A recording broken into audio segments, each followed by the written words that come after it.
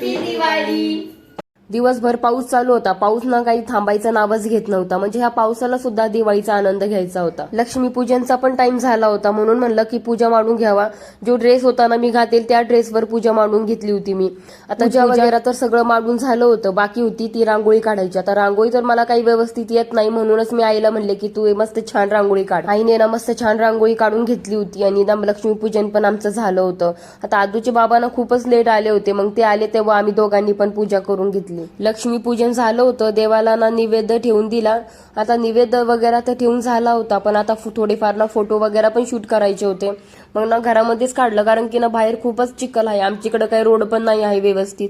खरंच ना ह्या दिवाळीला ना एवढी मज्जा नाही आली कारण की ना जेव्हा माझ्या बहिणी येतात ना तेव्हाच मला असं वाटतं की दिवाळी झाली आहे. आता सगळ्या बहिणी ज्याच्या त्याच्या घरीच होत्या कारण की ना आता चिखलामुळे ना इकडे येणं काही त्यांना पॉसिबल झालंच नाही. पण आदूने ना मस्त छान एन्जॉय केला. जो त्याने एन्जॉय केला ना त्याचे लसूण फटाकेचे तर त्याचा तो भारी एन्जॉय झाला होता. आदूचा तर एन्जॉय झाला होता. तसं पण मी फटाके फोडत नाही. फटाकेपासून ना मी खूपच लांब राहते. रात्रीच्या जेवणाला ना मस्त पुरणपोळी भजे कुडाया पापड आमटी मस्त होतं छान. चला तर भेटूया